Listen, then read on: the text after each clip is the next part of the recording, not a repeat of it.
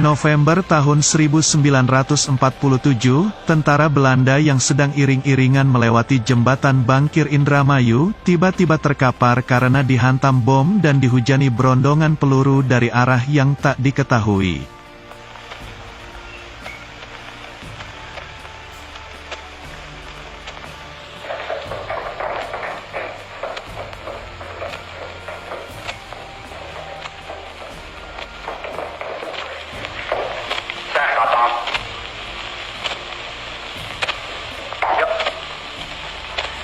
Periksa jembatan itu, lekas ya, Pak.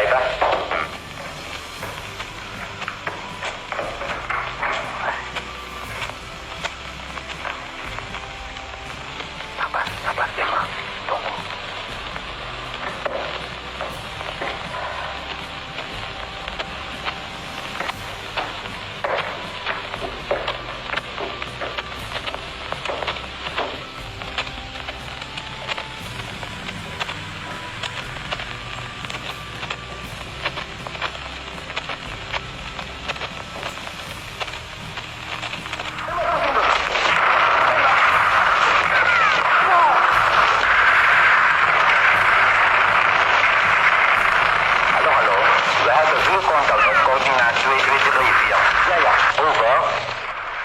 Empat 40 prajurit Belanda mati dalam peristiwa tersebut. Dalang dari peristiwa itu adalah Muhammad Asmat Sentot, Komandan TR Pertama Pasukan Setan dari Divisi Siliwangi. Pasca terjadinya peristiwa pembunuhan prajurit Belanda yang sedang melakukan agresi militer itu, nyawa Muhammad Asmat Sentot dihargai tinggi oleh Belanda, ia dikejar-kejar dan diburu tentara Belanda, bahkan Belanda bersedia membayar tinggi bagi seorang yang menginformasikan keberadaan Muhammad Asmat Sentot. Tapi bukan pasukan setan namanya kalau mudah ditemukan Belanda. Muhammad Asmat Sentot dikenal pandai dalam menyamar, tak terduga-duga jika melakukan serangan, sebab itulah ia menamai pasukannya dengan nama pasukan setan.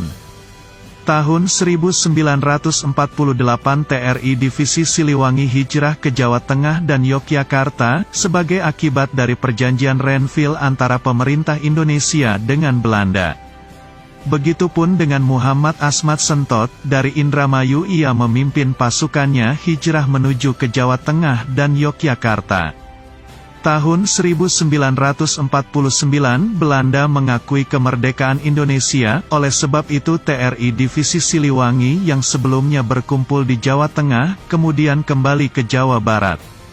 Peristiwa kembalinya tentara Jawa Barat dari Jawa Tengah menuju Jawa Barat ini dalam sejarah disebut Long March Siliwangi. Tapi rupanya, ketika tentara Divisi Siliwangi memasuki Jawa Barat dan untuk kemudian dipecah-pecah sesuai tujuan kepulangannya, Muhammad Asmat Sentot dalam kepulangannya ke Indramayu malah selanjutnya berhadapan dengan pemberontak DITII. Milisi DITII ternyata mengincar Muhammad Asmat Sentot. Pada saat berjalan dengan anak buahnya, tiba-tiba terdengar letusan senjata yang amat nyaring, tembakan itu ditujukan kepada pasukan Muhammad Asmat Sentot. Beliau memerintahkan pasukannya untuk maju, namun karena rentetan tembakan tersebut terus-menerus ditembakkan, anak buah Muhammad Asmat Sentot yang umumnya sok hanya bisa tiarap sambil sesekali melakukan tembakan-tembakan ngawur ke arah bunyi rentetan tembakan musuh.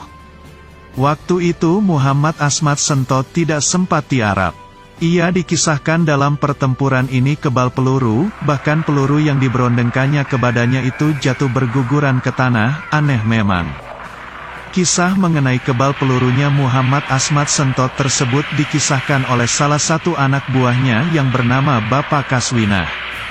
Bahkan katanya ia melihat dengan mata kepala sendiri, menurutnya. Kalau perang, Pak Sentot di tengah-tengah. Kasih arahan maju sisi kanan, maju sisi kiri udah kayak main sepak bola aja. Kalau Pak Sentot kena tembak enggak apa-apa. Kalau diberondong senapan mesin ringan brand, malah pada jatuh pelurunya, kenang Kaswinah. Sementara kita anak buah yang lain tiarap, dia mah berdiri terus. Perintah maju sini, maju sana, kayak orang ngangon bebek.